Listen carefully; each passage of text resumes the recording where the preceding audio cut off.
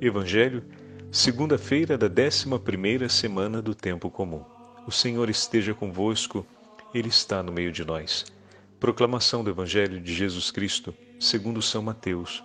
Glória a vós, Senhor. Naquele tempo disse Jesus aos seus discípulos: Ouvistes o que foi dito, olho por olho e dente por dente. Eu, porém, vos digo, não enfrenteis quem é malvado. Pelo contrário, se alguém te dá um tapa na face direita, oferece-lhe também a esquerda. Se alguém quiser abrir um processo para tomar a tua túnica, dá-lhe também um manto. Se alguém te forçar a andar 1 quilômetro, caminha 2 com ele. Dá a quem te pedir, e não vires as costas a quem te pede emprestado. Palavra da salvação. Glória a vós, Senhor. Segunda-feira da 11ª semana do Tempo Comum, em nome do Pai, do Filho e do Espírito Santo. Amém. Queridos irmãos e irmãs, após percorrermos a solenidade do Sagrado Coração de Jesus, a memória do Imaculado Coração de Maria e o 11º domingo do Tempo Comum, hoje a Santa Liturgia nos convida a retomarmos o 5º capítulo do Evangelho de São Mateus. E acabamos de ouvir o 38º versículo, onde o Senhor vai nos apresentar a máxima do amor.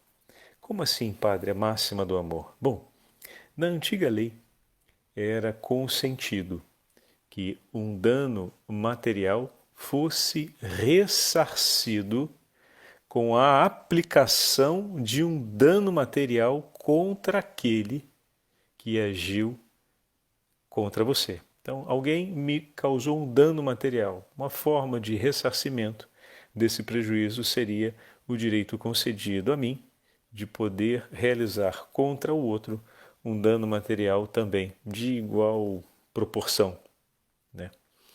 Então, perda de ambos os lados. O conceito não é difícil de entender, né? Perda de ambos os lados. Eu pego essa frase, né? Porque é em base a ela que o Senhor vai apresentar aquela que é a justiça superior à justiça antiga. Como assim, Padre? Deus não quer que haja perda de ambos os lados. Não quer. Mas, Padre, se o outro já realizou um ato em desfavor a mim, como assim não haver perda de ambos os lados? O ponto de partida para entendermos o Evangelho de hoje, que muitas vezes pode ser um pouco desagradável, mas em que sentido desagradável? É apresentado de maneira um pouco equívoca o Evangelho de hoje em muitos ambientes.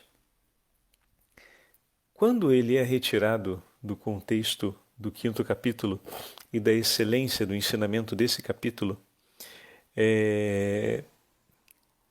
a interpretação, e não só a interpretação, mas a apresentação do próprio texto, ela pode se tornar um tanto quanto equívoca e até mesmo desagradável, estranha, né?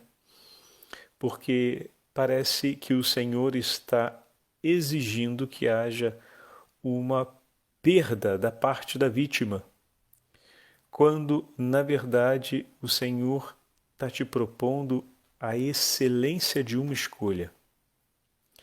Ele está propondo exatamente que não haja uma perda. Já houve uma, para que não aconteça a segunda. E porque não acontece essa segunda perda, é possível recuperar o que foi perdido primeiro. Como assim? A partir do momento que o outro realizou um mal ou um dano contra a gente, intencional, o ponto de partida, como eu falei, a excelência do capítulo nos leva à compreensão da excelência do ensinamento do Senhor. Estamos unidos a Deus por um vínculo de amor. A aliança, a plenitude da aliança se dá no ato de amor. E o mandamento do Senhor é: amai-vos uns aos outros como eu vos tenho amado. Se o teu irmão realizou um dano intencional contra ti, ele rompeu o compromisso dele com essa aliança, a qual foi chamado por Deus.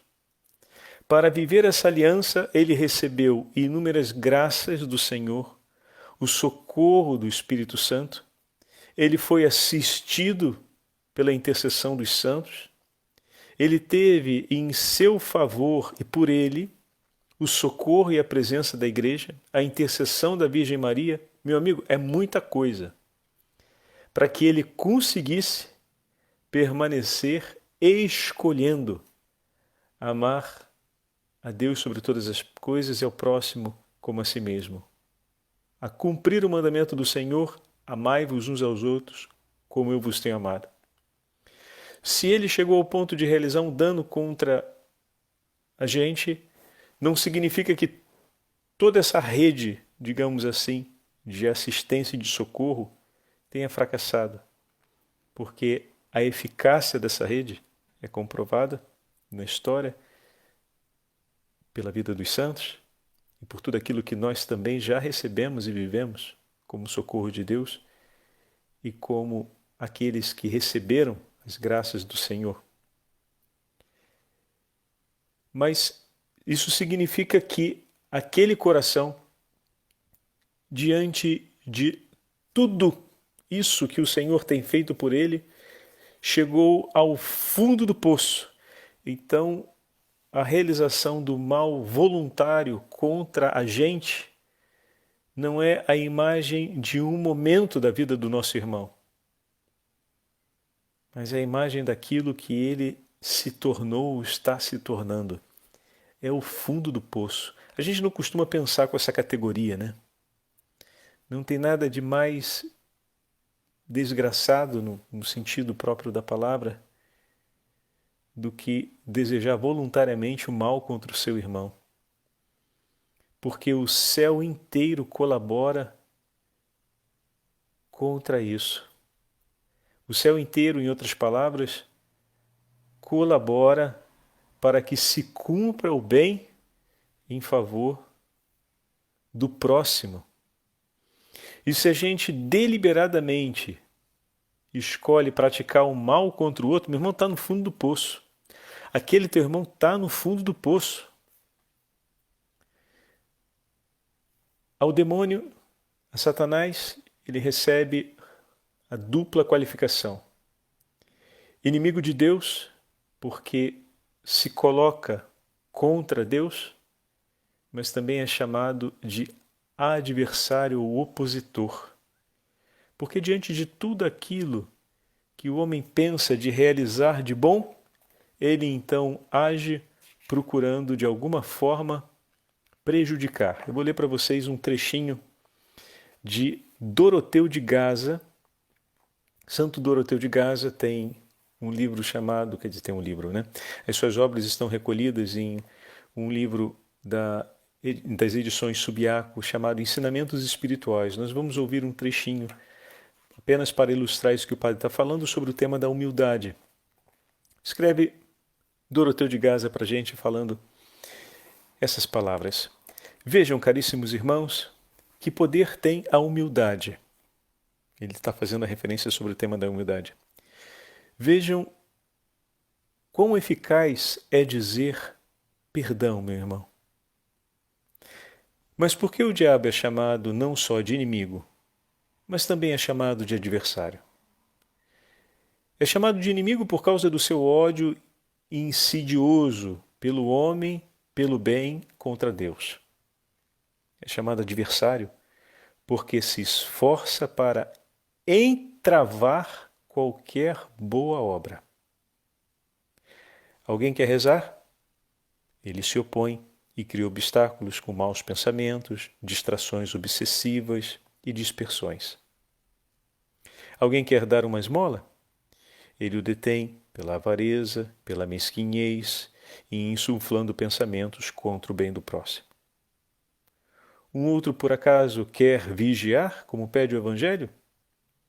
Ele procura impedi-lo com a preguiça e movendo o desejo pela negligência. Em resumo, opõe-se a qualquer boa obra que procuremos empreender. É por isso que não só é chamado de inimigo, mas também de adversário. Com essas palavras, Doroteu de Gaza define para a gente um pouquinho daquilo que o padre está tentando falar a respeito do que significa estar no fundo do poço.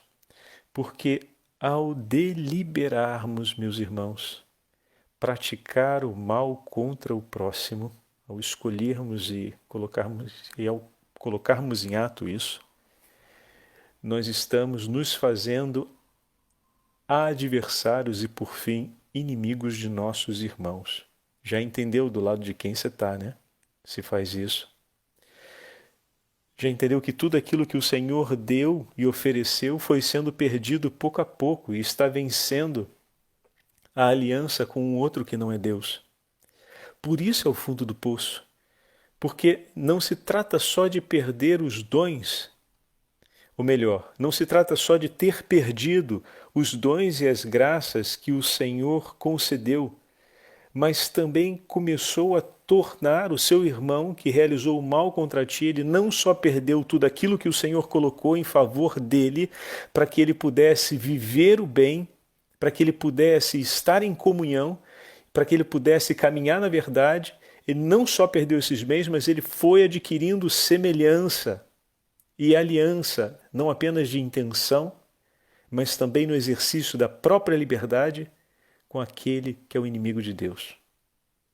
Por isso o Padre usou a expressão fundo do poço. Não tem, meu irmão, fundo mais fundo do que esse.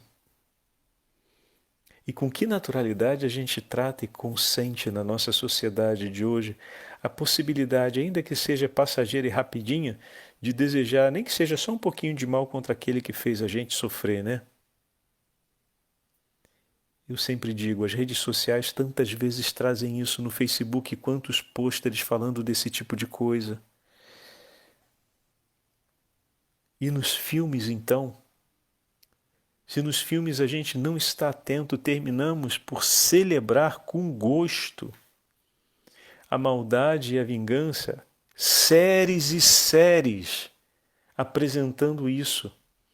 A frieza da vingança, o gosto de fazer o outro sofrer, pagar com toda a hostilidade possível, escolher ser mal, né?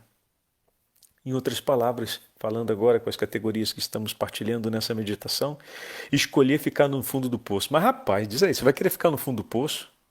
Não, claro que não, né, padre? Ninguém, eu acho que em sã consciência, em boa saúde emocional, ninguém quer ficar no fundo do poço, né?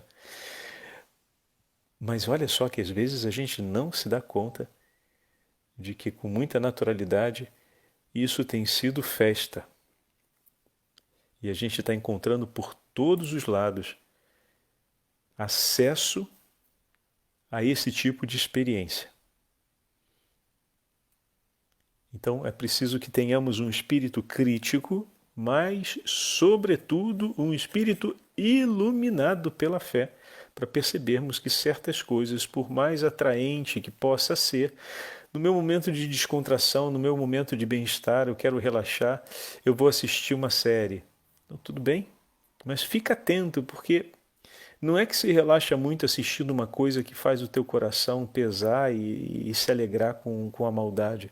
Ah, mas eu nem faço caso disso, padre. Mas alto lá, não é que não se faça caso. A mente não passa invulnerável diante de certas coisas, viu? A gente absorve, nem que seja um pouco, mas a gente acaba absorvendo. E normalmente a gente absorve a flexibilidade de consentimento, porque existe um freio inibidor moral que não permite que a gente absorva tudo de uma vez. Mas esse freio ele é maleável segundo a disposição de cada um. Então, na medida em que a gente vai adquirindo mais flexibilidade, daqui a pouco a gente começa a gerar uma maleabilidade em favor do direito próprio. Não admiro em relação aos outros, mas se acontecer comigo, posso consentir de agir assim. E aí passo a não ter mais o horror de me ver cometendo aquilo dali em alguma eventual circunstância. E se a gente perde, então, o medo de acabar pecando, bom, vai ser muito difícil frear agora, não pecar. Tá entendendo? A gente vai perdendo o medo. Então, não é que aquilo dali vai te levar ao pecado em primeira mão. Não vai. Mas vai começar a flexibilizar de maneira que aos poucos o medo pelo pecado, de cometer o pecado, o medo de se ver em uma situação de pecado, ele vai desaparecendo. Ele vai pouco a pouco deixando de ser algo que preocupa até deixar de ser algo realmente relevante, até deixar de ser algo finalmente importante e até não significar absolutamente nada. Pelo menos para mim. Para o outro eu posso até aplicar, mas para mim, no privado, não. Então, atenção a isso, viu? Não é a melhor companhia, não é a melhor coisa para introduzir no seu momento de estar mais à vontade, mais relaxado, esse tipo de coisa. Ih, padre, mas se for desse jeito, então não vou ver mais série nenhuma. Bom, aí isso daí é um juízo e discrição sua. Como você vai lidar com isso? Eu não posso deixar de dizer aonde estão os perigos e como eles se apresentam, mas cada um tenha, por favor, discrição sobre isso, mas esse passo de consciência a gente precisa adquirir à luz do Evangelho de hoje, é o que o Evangelho nos fala, né? Então, precisamos ter essa atenção. Por quê? O que está acontecendo ali, que o Senhor nos diz, é que quando acontece o mal do teu irmão, quando ele delibera agir contra ti de maneira malvada, em dano, ou em dano material, ou em dano moral contra ti, o teu irmão já precipitou na aliança que ele havia estabelecido. Ele foi chamado a amar a Deus sobre todas as coisas, como falamos, o próximo com a ti mesmo, ou seja, amai-vos uns aos outros como eu vos tenho amado. Ele já abandonou aquilo dali. E não só abandonou, mas ele já está no fundo do poço. O abandono, é importante que a gente entenda, aconteceu já antes. Agora ele só está se consumando esse abandono, né, com um ato de prejuízo contra você. Então, ele já está, ele não é que ele vai, né, ficar numa pior depois disso, ele já está e agora está chegando mesmo no fundo. O chamado que o Senhor nos faz é aquele de não escolhermos também nós o mesmo caminho. Como assim, padre? É verdade. A gente pode, primeiro, ignorar tudo isso que o padre está dizendo e acabar também nós escolhendo a mesma coisa, ou seja, escolhendo também não amar o próximo. Amai-vos uns aos outros como eu vos tenho amado. Não, esse eu não vou amar, porque ele gerou contra mim um dano. Ele eu não vou amar, e eu rompo a aliança. Se a aliança foi rompida dos dois lados, a dor do coração do Senhor é dupla. O Senhor vem em nosso socorro para que a gente, sofrendo o dano, não decida abandonar a aliança, porque será ainda pior. Nenhum dano da maldade alheia é maior do que o socorro que a graça de Deus possa realizar em nosso favor. Nada daquilo que nos for retirado pela maldade do próximo ou nos for negado pela maldade do Deus não pode repor e reparar em infinita abundância, meus irmãos. Mas é preciso, por meio da fé, não apenas acreditar nisso, mas permanecer na aliança. E permanecer na aliança tem um preço. Qual? O peso de suportar a violência do outro. O peso de suportar a ruptura da aliança que o irmão realizou. Mas se a salvação chegou até nós, porque quando ainda éramos pecadores, Cristo se entregou por nós, como podemos acreditar que aquele nosso irmão que realizou um dano contra nós irá se converter se também nós abandonarmos a aliança com Deus? Cristo não abandona a aliança e entrega a sua vida pela nossa salvação. Por isso o Senhor vem em nosso socorro, para que nós não abandonemos a aliança e nos tornemos assim sinal de salvação em favor da conversão do nosso irmão.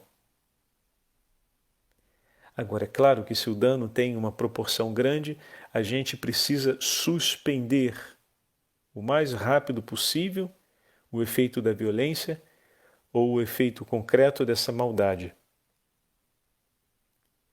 Isso é uma condição que não vai colocada à margem. São duas coisas separadas. Uma coisa é suspender a ação malvada, o efeito das perdas ocasionadas por essa maldade que possa vir a ser praticada do outro, isso deve acontecer, mas toda uma outra coisa é deixar de amar ou deixar o vínculo de aliança no amor ao próximo. Uma não exclui a outra, as duas podem acontecer em simultâneo, né? Isso é a aplicação da justiça segundo o Evangelho. Então, é importantíssimo que tenhamos presente aquilo que o Senhor está nos propondo no Evangelho de hoje. O ponto de partida é sempre o vínculo da aliança. Ele está nos propondo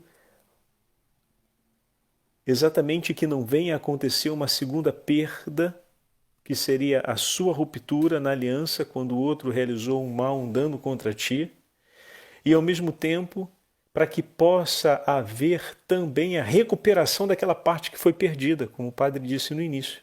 O Senhor visa as duas coisas. Não apenas evitar a segunda perda, como recuperar o que foi perdido. Então a proposta do Senhor, ela é grandiosa, porque se o primeiro momento foi uma perda, o segundo momento é uma grande abundância. Sustentar o que está frágil e recuperar o que foi perdido. O Senhor está nos chamando a esse compromisso no Evangelho de hoje. É um compromisso exigente, mas antes de mais nada é preciso que essa visão e compreensão a respeito do que o Senhor nos proponha fique clara para nós. Porque ainda pode vir aquela insistência de acreditar que significa suportar perdas. Não, é evitar perdas. Mas, padre, existe o dano moral se a outra pessoa por exemplo, porque tudo isso está coligado ao sétimo mandamento, né? Não roubar, e aos temas, ou ao conteúdo de temas relacionados a esse artigo, o sétimo artigo da lei.